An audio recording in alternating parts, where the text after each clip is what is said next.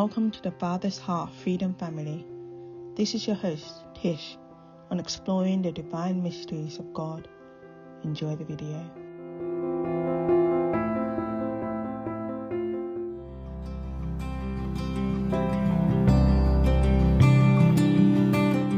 Wow, you are welcome, sis. Welcome, family, to exploring the divine mysteries of God once again. This week, we have an amazing sister and a son of God walking the kingdom, very like a giant already. And her name is Arin-Michal August. You are welcome, Erin. So good to see you. Good to My see word. you. I can't believe you're here with us. I know, I'm so Awesome, excited to be here. sister. You have so many testimonies. I don't know where to start from. So I would just say, look, be led by the Spirit and share what's on your heart. Whatever He places on your heart, share it to the world, because we want people to engage the heart of the Father and see, tastes of Him, see His beauty, His love, His tenderness, and how we can embrace Him in our everyday life. And so please just introduce yourself and flow with the Spirit, as you always do. Oh my goodness. Thank you so much. I'm so glad to be here. And honestly, when you first reached out to me, I immediately felt the Father say, yes, you're supposed to do this. And so I was like, okay. And so immediately I said yes, but I wasn't really sure why or what he wanted me to talk about or any of that, because for the last year, I have actually been very intentional in being very private.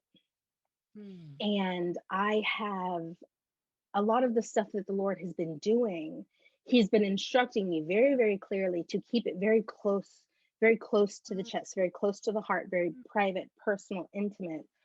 And I've actually had friends reach out to me and say, hey, so, when this is going on and that's going on, I always know that I can reach out to you and you give me such great guidance and wisdom. They're like, have you thought of, starting to, record and release videos again? And I'm like, I've really just been spending time with Yahweh and not been thinking about what I'm releasing, but more about just continuing to cultivate greater and greater intimacy with him. But then it was so funny because and these are some of like my closest friends who are like, please do this, please release these videos. And I'm like, I just can't right now. He's just not released me to do it. And I don't want to do anything on my, from my flesh. And then when you reached out, it was this instant yes. And I was like, well, okay, let's go then. Let's do it.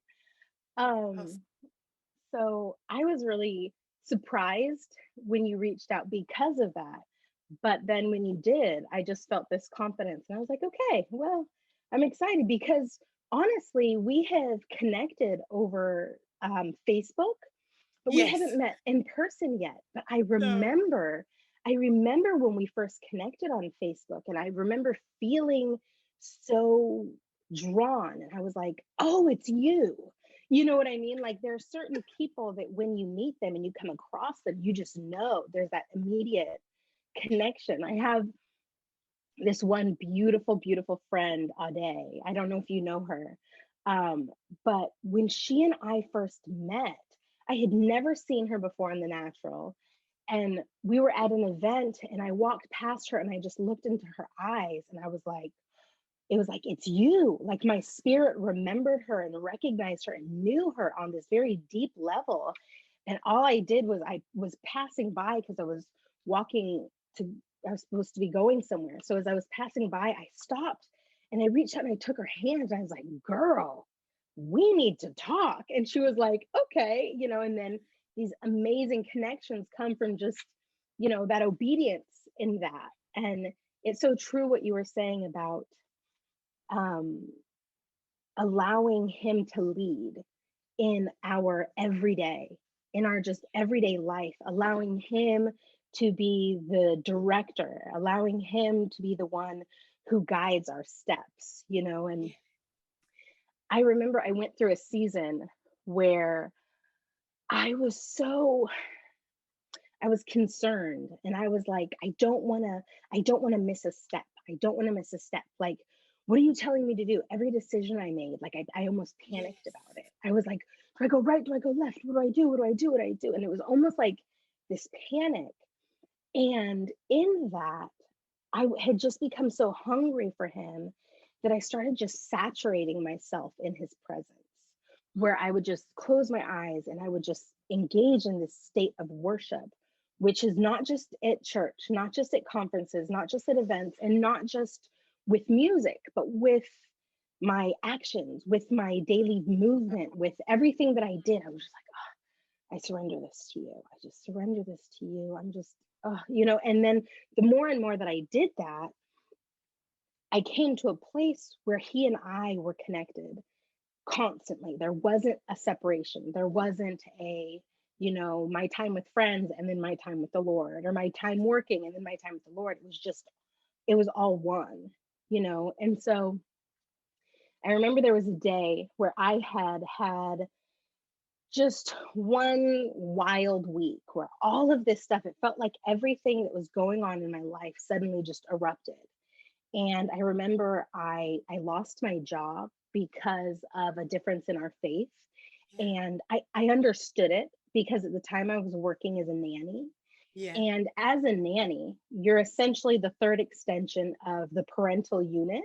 Yeah. So whatever your values are, they're going to rub off on the children by the simple fact that you're the third extension. Yeah. So I wasn't even upset, and I understood. And what was so funny was I was at the time living in Washington State, and I was up in Port Angeles, Washington, which is right across the water. It's just a short ferry ride to Canada. And about 4 years prior to this day, the Yeah. Lord had told me to start carrying my passport in my wallet. He said, because a time is going to come where I'm going to take you to other nations and you won't have time to go get your passport. Because most sane people keep their passport in a secure place, in a safe or something like that somewhere. But he literally said, a time is coming and I'm going to take you to other nations. You won't have time. So I was 4 hours from home and right at the border. And I get off the phone with my previous boss who had just fired me. And I had complete peace about it. I hang up the phone, and then I hear the voice of the Lord say, and now you work for me. And Wow. he said, this is that I spoke to you about 4 years ago. We're going to Canada. And I was like, all right, And so I got in line for the ferry and I went up to Canada. And I was just breaking out of that place where I was trying to constantly say, am I supposed to go left? Am I supposed to go right? I was getting that Yeah. place where I was just like in a flow with him, right? So that is And the so, point where you move from being separated from him and coming into unity with him. right, So there is a constant flow instead of what am I doing, but just the right, flow. Good. right. And Good. this was that moment of that like official definitive switch, Whoa. and I remember as I am crossing the water, I wasn't just, a lot of people talk about, the spiritual stuff that happens in different regions and territories and whatnot. And I was literally going from one territory and region to another territory and region, from one nation to another, literally Yeah. crossing a line in the water. And I remember I was on the ferry and all of a sudden this overwhelming emotion overtook me. And I just started crying. Like I just started bawling. And what was funny is that on this particular ferry, you're not allowed to stay in your car. Yeah. Everybody has to get out of their car and go up above on the top of the deck. But I was crying so hard. These poor, lovely, attendants on the ferry were like, I don't want to mess with whatever's going on over there. So they just let me stay in my car the whole time. They didn't even approach me. And I remember I even got on the phone with my mom. And I'm just crying, crying, crying. And my mom's going, what's going on, honey? And I just started telling her what was on my heart, my hunger for the Lord, and all of these things that had happened, but I knew that it was going to be okay. And I was like, Mom, I know that it seems crazy and it seems like everything is just exploding around me. I've lost my job and all of these things are going on. I was like, but I keep hearing the Lord say, I know, Joseph, it's okay. And then I'll tell him, but Lord, I don't like talking in front of people. I get stage fright. And he says, Moses, it's okay. It's okay. I'll guide your words. And I'm like, but Father, I've made mistakes. I've done foolish things. I've not even like unintentionally. There were times where intentionally I did stuff that I knew I shouldn't have done. And he goes, oh, David, don't worry. I've got you on this. Your heart is after me. And I'm just bawling, and I'm on the phone with my mom, and I'm like, Mom, every time I find a reason why I'm not qualified, he reminds me why I am. And I'm just bawling my eyes out, right? And then I get I get to Canada, the ferry docks. I drive up, and I'm just like, Father, just lead me and I'll just go where you take me. And he ended up leading me to the botanical gardens in Victoria, Canada. There are these gorgeous, gorgeous, gorgeous gardens. And I was just walking around. And as I was walking through there, I remembered that I was at this place with my granddad when I was a little girl. And it was a day where my granddad spoke identity into me in a very powerful way. And he and I were walking through the garden, and we came upon the rose garden. And I'm going through, and I was very bubbly little kid. I mean, I'm sure you can imagine, because I'm really bubbly right now. And so I'm just skipping and twirling through the rose garden, and I'm smelling all the different roses. And I get to this one particular rose, and I go, oh my goodness, Granddad. I said, these roses, they smell better than all the other roses, and they're so beautiful. And he goes, well, of course they are, kiddo. He goes, you know what those are, right? I said, no. He goes, well, those are Arin-Michal roses. And I was like, really? And he goes, well, of course they are, because they're the most beautiful and they smell the best. Of course they're Arin-Michal roses. And of course, they're not actually called Arin-Michal roses. They're actually called salmon roses. But to this day, everybody in my family, we call them that because that's what my granddad said. And it really spoke into my little 5-year-old heart, value. Yeah, that's. And so as I was wandering through the botanical gardens that day, I was just crying out to the Father. And I was like, I'm in a season now where I'm completely, all I have to do is what you call me to. You just told me that I work for you, which means that I don't have to worry about getting another job. I don't have to worry about those things. I just follow your will. And like, I'm so ready for this. Just, where do you want me to go? What do you want me to do? And I was like, I just want to make sure I'm hearing you clearly. I just want to make sure I'm hearing you clearly. And so as I'm heading back to my car, I stop and I look to the left. And at one point I was like, I wonder where the rose gardens are in this botanical garden, because I'd love to see them. And I stop and I look to my left, and I'm floored because right there are the roses. And it was like I had this open vision of myself with my granddad at 5, skipping through the garden. Right. And so the Father says to me, you can go in there and experience that again. And so I walk in there, and it's funny, I look at my watch and I go, am I going to be able to make it back in time for the ferry? And the Father just laughs and he goes, don't worry, I've got it covered. I love it when he's like that with us. Right. And so I go in there and I'm just looking, and I just started bawling because it was so beautiful. It was like all of these different events in my life all came together in this one moment. And he was like, and he was reminding me as I was coming out of the gardens and heading back to my car, he said to me, I want you to understand that you don't have to worry about whether I'm saying to go right or whether I'm saying to go left. He said, the reason you want to go right is because I want you to go right. The reason you want to go left is because I want you to go left. He said, do you really think that it's a coincidence that you were in this exact moment at this exact time? And in that moment, I just started crying because I was like,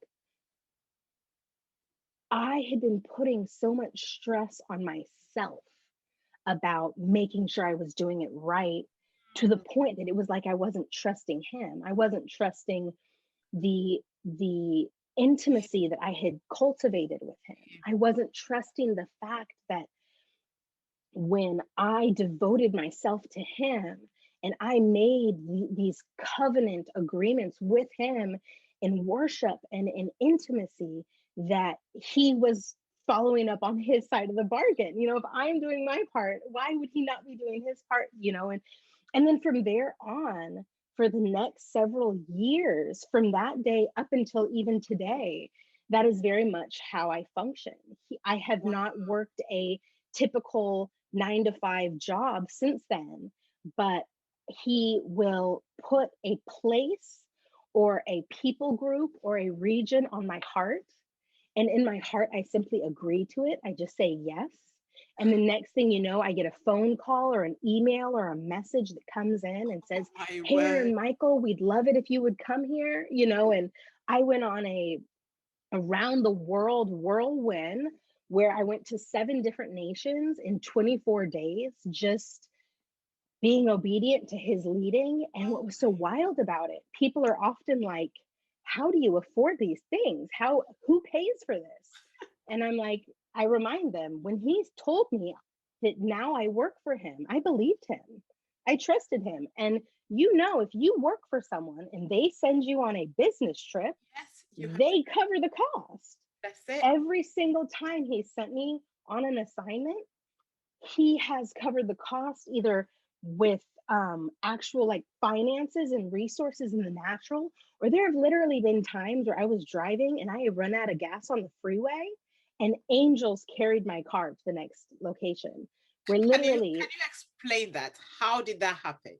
Okay, so I was down in Sacramento and I was helping a friend of mine facilitate a conference that she was doing.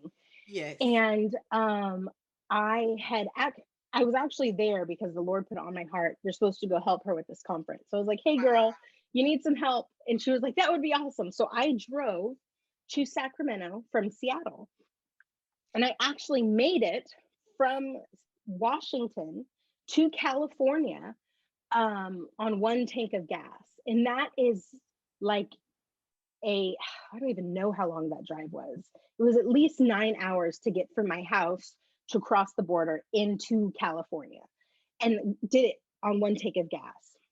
I've done that multiple times where he will just say go and I go, and he provides in that way. It's wild. And so then while I was down in Sacramento, it was the last day of the conference. I'm taking people to the airport, and I was getting ready to drop some friends off at the airport. And I look at my gas gauge and it's on empty, like to the point where the light is on.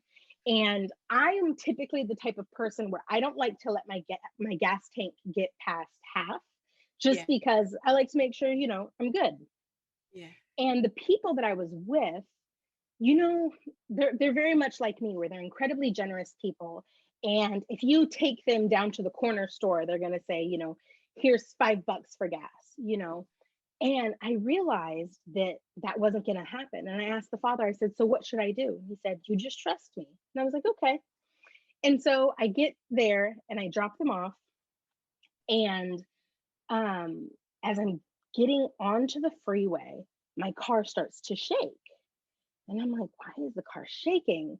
And then it made this weird sound and it kind of jolted. And then I got this light, airy feeling. And then I was just off and moving normal again.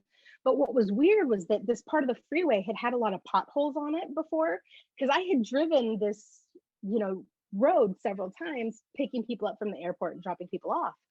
And I was like, "This is interesting." And I was like, "Father, you know, the gas, I feel like it's really, really low. What am I supposed to do?" And he was like, "Same thing I told you to do before. You're just supposed to trust me." And so I was like, "Okay." So then I get to the house and I remember as I parked, it was kind of like a thud kind of feeling. And I was like, "Well, that was weird." I was like, "Okay." And so, you know, I go inside and then I get back in the car the next morning and I turn the car on and it just starts up, and I'm off again. And I realized at one point that, you know, oh my gosh, the car's been on empty all this time. You need to fill it up with gas. So I went and I filled it up with gas. But I asked the Father later to take me back and show me what happened. Because, and I think sometimes people don't think about the fact that when we have these incredible encounters where things shift in the natural, we can ask him to show us what happened. And he can literally take us back and we can watch from like third person and like observe the situation and kind of be like, I was on the freeway, my car ran out of gas, and then an angel was posted on each corner of my car, lifted it up, and just flew it down the highway. The reason that I didn't feel those potholes was because my tires were not actually touching the ground. It was like, oh my gosh, like when you said that you had it covered and I was supposed to trust you, you meant you had it covered. Like, and it doesn't always happen in the way we in our natural minds expect that it's going to happen. Yeah. It happens in the way that he's going to do it, whichever way it is that he's going to do it. But if he says he's going to do it, one thing you can be guaranteed of is that he will do it. Awesome. Yeah, it's one of those things where a lot of times people are like, how did you have the faith to believe that he would do that? But when we understand that the currency of heaven is our faith, when we understand that if he makes us a promise and he tells us something and we believe him and hold him at his word, just like we would somebody we were in relationship with, he really, really, really does come through. And he functions differently in different ways, different people who have different assignments for different reasons, but that's just how he functions and works with me personally. And I know that I'm not the only one, but I also know that he doesn't do that with everybody. And the scriptures even talk about it. The scriptures even address that when I'm trying to remember the exact verse, but it talks about how things were split up amongst the different tribes, but how the Levites were the ones who the Lord provided and took care of and all of that. And that's still very true. And so I've had some people who it was just very, very hard for them to understand. And I even had somebody get upset with me one time and said that I must be a kept woman. And they're like, I wish I could be a kept woman like you. And I was like, what do you mean by a kept woman? And they're like, well, whoever's funding all of this for you. Yes. And I was like, it's the Father. You know what I mean? And it's hard for some people to understand, but it very much it's a very real thing, Because we are very physical. We engage in the physical. We believe this physical more, whereas the Bible tells us that the physical is not real. The real is the spiritual. Right. And if we have that understanding that we are birthed into the spirit realm is more concrete than the physical realm. That's the difference. Once you're able to, and also from what you are saying is the oneness you have with the Father. How did you get there? Because that's like the turning point of everything. Right. I mean, I see people, I speak to people, and I could tell this person is fluid. This person is just there with the Father, is engaging the Father. You could tell the difference with somebody who is also getting there. And I always say, how did you get there? How did you manage to hide in him? As soon as I said it, I just remembered we were doing the Hebrew letters and we got to none, and the Lord, we engaged it, and the Lord, he held us around himself like this, and he said, this is how I protect you. I hold you in my bosom. Oh, I so love that you said that. Yes. So for me, I was actually in a season, it was really, really rough season for me, where I was attending a church that there was some toxic stuff going on. It was just a really tough season, and there was a lot of stuff going on that just didn't feel right, and so I was coming under, attack from different people and all of this stuff. But I knew that the Father had me there for a reason, and so I stayed. And in that, I remember every single night, I felt like I was like being tormented in the night by these things that were going on around me. And so as I would close my eyes in the night, I would just feel myself resting with the Lord. I would feel myself resting in his arms, and there were times where I saw it vividly and other times where I just knew it in my heart. I knew, I was like, you tell us that if we ask that we will receive, and if we seek we'll find, and if we knock the door will be open. I'm like, I am beating this door down, Father. I just want to be in your presence, and I became really hungry for him. I knew a lot of people that were all about, the signs, the wonders, the miracles, the different manifestations. But the reality was that I had been able to, see and communicate with the angelic most of my whole life, basically. Wow. Um, and so I knew that all of that was there, but what I really wanted was to be able to just rest in him. Like, I just wanted to rest in him. Like, I was grateful for the angels that were on assignment, and I was grateful for literally the angels that helped me with my homework when I was a kid growing up, and stuff like that. But I wanted more and more and more and more of him. And it wasn't that, I thought that the angels were not good, but I was like, I'm appreciative, but I want him. I want more and more of him.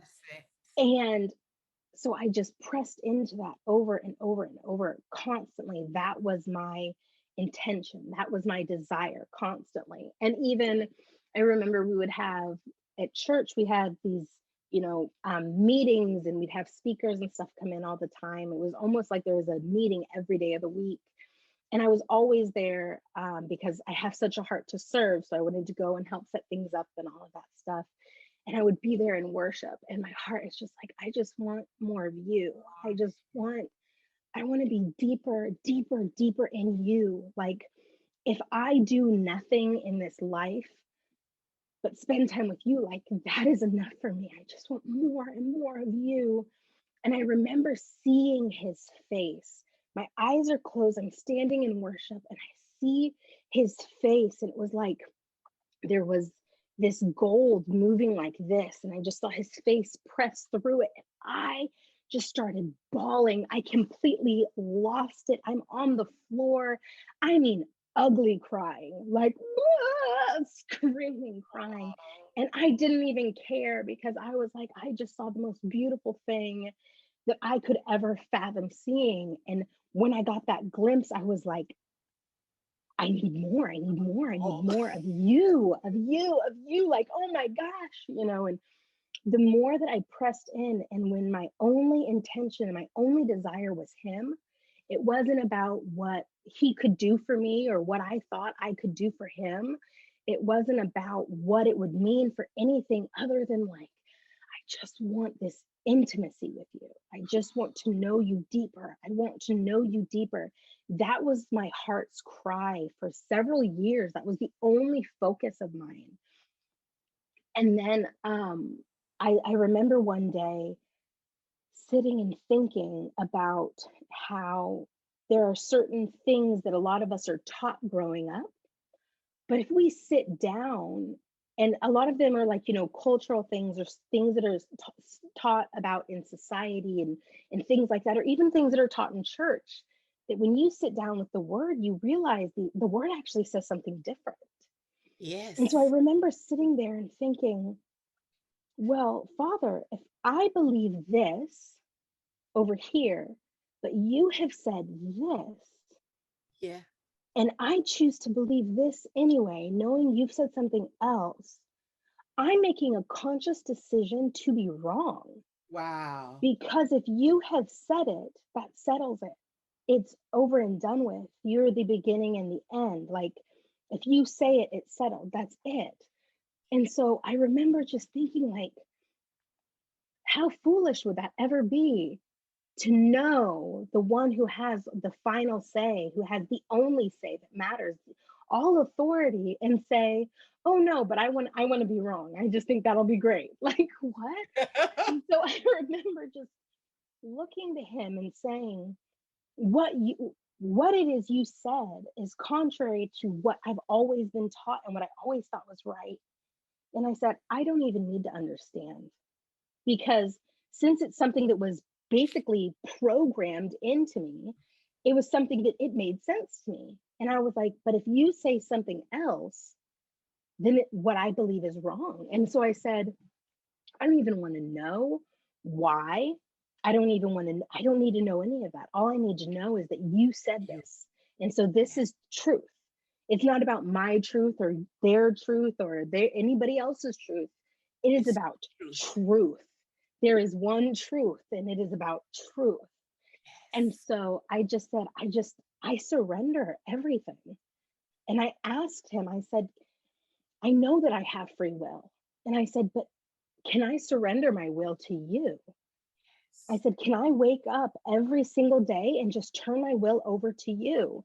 And he just laughed. He was like, it's your free will. You can do whatever you want with it. Wow. And so I said, well, I want to give it to you. Like, take it here, take it, please. And he said that I was free to take it back at any time I wanted. It's my free will to do with as I choose. And I said, I don't want it. Oh, yes. I want to know what you want. What you want is what I want, you know? And I was so serious about that. I meant that so deeply. And there even was a period of time where I knew there were things, and this was one of those critical moments of shift. I knew there were things that he wanted for me that I knew that my flesh did not want.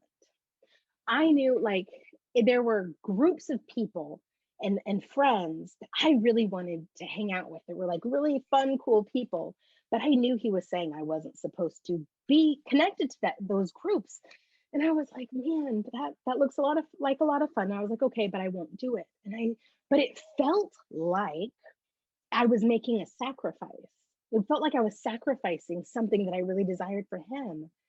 And I didn't like the feeling that I felt like the reason it felt like a sacrifice was because it felt like it was something I wanted more than I wanted him. And so getting rid of it was like hard. And I was so frustrated with that. I was so disappointed in myself that there was anything that I would want, even something so silly, more than him. And so I said, Lord, there are things that you want from me. And I'm not even going to lie and say I want what you want, because in this moment, I don't. But I'm not okay with that. I don't like the fact that I don't want what you want. And a lot of people, and I used to do this actually as well, where I would say, Father, I want what you want. I want what you want. But the reality was I didn't. And I'm like, there's no point in lying to you. Like, you know, why am I going to lie to you? You know? So I said, Father, I know that I don't want what you want, but I want to want what you want. What you want. My desire is to desire the things you want from me. I'm just not there right now. Like, help me to get there. That is what I want. I know that there are things that are silly little things that my flesh is all caught up in, but I don't want to be caught up in those things. And I remember crying, and it sounds so silly to say, I want to want what you want. Like, that sounds so silly, but that was my prayer. And I remember just bawling my eyes out, driving down the street, headed back home from church, going, I just want to want what you want, Lord, and just bawling. But it was because of how just real and raw I was with him. And I know that a lot of the time we're told, you know, fake it till you make it, or faith it till you make it.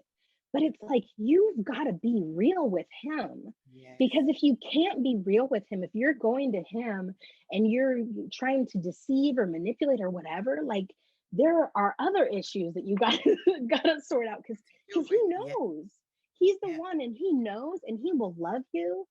Even if you're making silly decisions, he still loves you, you know? So you just got to be real with him. You just got to be straight up with him. And when I got to that place of just that raw realness, and it was in this crazy season I was in, you know, where it felt like just everything around me was going crazy. And all that I had to focus on was just him. And he was my rest, and he was my refuge, and he was my source. He was my food. He was my drink. He was what sustained me through that. And so as I just continued to press into that and that became my norm, that's really where everything was birthed out of. Everything was birthed out of a hunger and a desire for intimacy with him above everything else, and a desire to just be surrendered to his will. And Oh, I that's have awesome. That's the point where you just lay down everything, right, knowing that he knows it all. right, There is no performance. right. Lay down all performance, Yeah, everything, and let go. absolutely. I have been through, my word. Yeah, the tears. I know that. I've been through it Right, all. But then I realized that that place of knowing that he knows you more than you know yourself. So you that can't part. hide it from him. Yes, Just let that it part. go. Just empty yourself before him. And this is where you start framing desire and getting more of him. Wow. Absolutely. That Absolutely. so beautiful, so beautiful. And So the yeah. thing about that that is so incredible is when you come down to that place of that intimacy and that faith and that trust and knowing that he is good and knowing that his plans for you are good and his heart for you is good, you also start to realize that his heart for everyone else is good and his plan for everyone else is good, which is so helpful because sometimes when you're in these things, you come against other people where you meet Yes. these people and you realize that your walk is a little different. And next thing you know, there's something happens and people are saying not nice things about you and you're like, what happened? But when you know that his heart for them is good, and you know that his heart for them is for blessings and not for curse, is for joy and not for sadness, and is, for all of these glorious things, just like it is for me, you can be in a position where you have been slandered, you've been lied about, you've been attacked. And it can come from whether, intentional or unintentional. It can come from whether it's somebody in the church or somebody outside of the church. It can be whatever the attack is. When you know that his heart is for them just as it is for you can walk out of those positions and without that bitterness, and you can say, I still love that person. I might need to now set a boundary and a distance and some space between me and them, but the one thing I will not do is I will not curse that person, because I Exactly. know that they might not understand why they did what they did, and Yes. that's okay, because I know that the Father's heart for them is for blessing and not curse, and is Ah, for amazing and beautiful things. So even when you come out of a situation where you might be hurt or devastated, because you know his heart for you know his heart for them, and your response is to just love on them and to just extend love and shalom and mercy and grace and not hold on to bitterness. Because what happens for a lot of the time, most people, when you come out of a situation and someone's hurt you, you're like, well, hold on a minute, and you want to be angry at that person. But when you know that he loves them just like he loves you, it's so much easier to release that and to forgive. That doesn't mean that you allow people who are unsafe, to have access to your personal life, but it does mean that you don't hold resentment, you don't hold bitterness, you don't hold hatred, you know and so that's another one of those things that's so powerful in that, because in the life that I've been living these last several years, where I've been going from assignment to assignment, sometimes things don't go the way I would have wanted them to go, because yes. people make the decisions that they make. And so sometimes, it'll end up kind of in a situation where I'm like, whoa, I wasn't expecting that. But if I know that I did what the Father had me do, I know that I didn't misstep, and I know all of these things, I can rest in him and know that he's got the situation. You know what I mean? And know that, like, just because it went this way and I didn't expect it, didn't mean that he didn't expect it, you know? Exactly. Yes. And I'll have to send you this picture. So one time I was going from one assignment to the next assignment, and I was kind of shocked by the way I left. When I left there, one of the people was very angry that I was leaving and was really upset with me and had actually said some unkind things. And I was shocked. I was like, oh my gosh, you know. And so as I was driving to my next assignment, I was crying out to the Father and I said, did I mess up somewhere somehow? Like, I was pretty sure that I was doing everything that you were leading me in. Like, I didn't feel like I had fallen into my flesh, but if I have, please let me know. Please bring correction swiftly and redirect me if I've messed up, if I've misstepped. And I remember I just started praying in the spirit. And then all of a sudden, now I'm driving down the highway, and all of a sudden, it was really, really bright, sunny day. And all of a sudden, it felt cool in my car, and it felt like I drove into the shade. And so I was like, what the heck? And I look up, and there is this cloud that is a massive angel. And I don't mean like one of those ones where you got to squint your eye and tilt your head. I mean, I'm looking at this like, oh my gosh, that is not just a cloud, you know? And so I take a picture and I take a video and I'm praying in the spirit, and I'm just like, oh my gosh, this is so clearly that confirmation. And I'll have to send you the photo. When you see the photo, you are going to be like, oh my gosh, because it's so clear. And I remember there was another time where I was going from one assignment to the next, and I left one assignment and I got on a Amtrak and rode the Amtrak to my next assignment. And I stayed at a Airbnb for about, I think it was 6 days. And this was incredible. So the Airbnb was in a town called Los Lunas, New Mexico.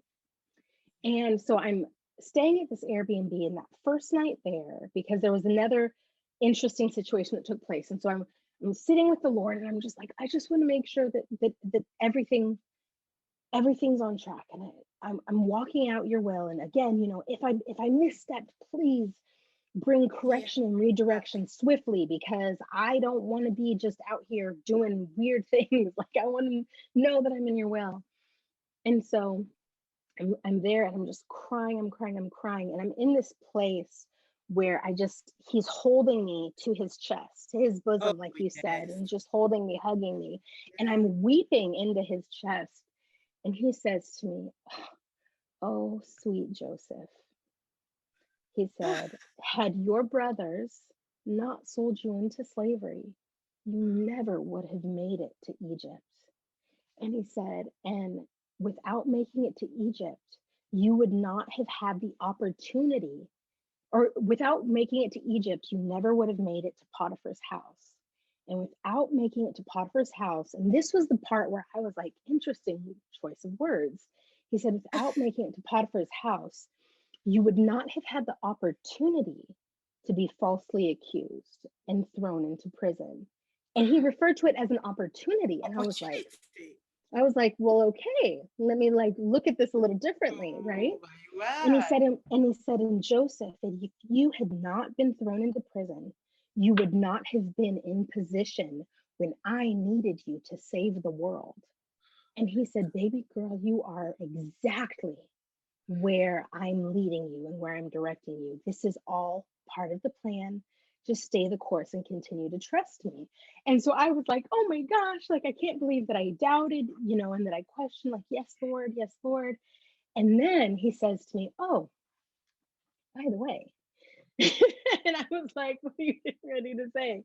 He said, you have ancestors who traveled here back in the 1400s from Spain, and they wrote in the mountains in Hebrew. And when he said that to me, I was like, I'm crazy. That doesn't make any sense. Why would my ancestors be in Spain? Why would they be in New Mexico? Why are they writing in the mountains in Hebrew? Like all of these things, right? So then I ended up connecting with a community while I was there in New Mexico. And I ended up having a conversation with one of the rabbis because I was going to be house sitting for them. And we're sitting down to dinner, just talking about the dogs and everything. And I said, I swear, I thought I was losing my mind. I was like, I have to tell you this, you're going to laugh. I was like, so the Lord, I could have sworn I heard him say this to me, but it's so crazy, it doesn't make any sense. He told me that my ancestors traveled here from Spain in the 1400s and that they wrote in the mountains in Hebrew. And she sits back and she goes, so you're a Sephardic Jew?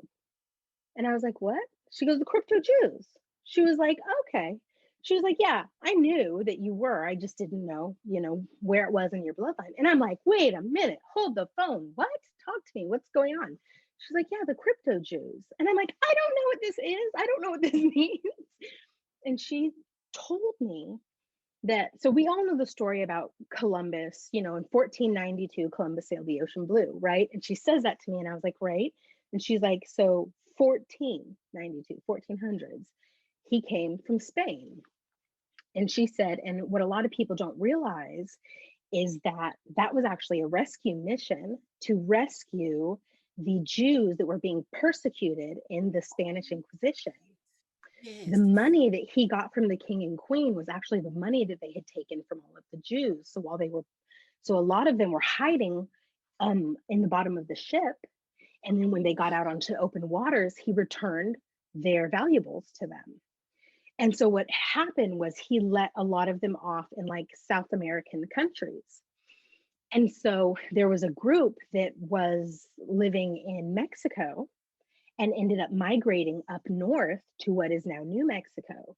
And she said, and the rabbi of that community wrote the 10 Commandments in Paleo Hebrew in the mountains. And I'm at this point crying. And she goes, you know where those mountains are? And I said, where? She goes, those mountains are in Los Lunas. And she goes, and where did you say the Airbnb was where you were staying, where you had this encounter with the Lord? And I'm like, Los Lunas! I'm just bawling my eyes out. My word. I'm like, when he said, you're exactly where I've always meant for you to be. Again, it was one of those things where it was like something that happened back in the 1400s with my ancestors. He brought it all together and boom, those mountains were basically in the backyard of the place where I was staying in that Airbnb for those 6 days. And it was like, when it was one of those things where it was like, when I'm sitting there, like, am I on track? Am I on track? Is everything right? Am I doing these things right? He was reminding me, just because something doesn't look the way you think it should look, doesn't mean that it's not me. Just because something is hard or just because something hurts, it doesn't mean that it's not me. It doesn't mean that there's not a reason for what's happening. It doesn't mean that, you know what I mean? Because sometimes we go places and we're not meant to reap the harvest. We're not even meant to water the seed, but we're meant to plant it. And that's all that he calls us to do in that moment, and that's okay. And all we can do is be obedient to what he tells us to do and know that if he's telling us to do it and we're being obedient to where he's leading us and where he's sending us and what he's having us do, no matter what the outcome is, when we know that we're being in obedience to him, we're making sure that we're testing the spirits, we're making sure that what we're doing and what we're walking in and what we're saying and all of those things are in alignment with who he is, with what his character is, with what his heart is, and we're walking in integrity, we're walking in truth, we're walking in love, and all of these things are lining up. No matter what happens in any particular situation, you can be guaranteed that he knew that it was going to end that way, and he has a plan for it. And we might not understand it in the moment, but it's about understanding that he does. And as long as he's got it, we don't need to worry about it. We just trust him and walk it out. Oh, sis. Oh, sis. Oh, sis, thank you. Yeah. Oh my Thank you gosh, my so pleasure. much. Thank you so much. I wish we have My much more pleasure. time. Please tell me you are coming back. Yes, I would love to. I would love Please, to. definitely, definitely come back because these are things that we need to understand. Sometimes we want to reap the harvest, but the Father is saying, just do what I want you to do at this time. Right. It may look different, but it is what I want you to do, and that's okay. Right. I would want you to give us your last word.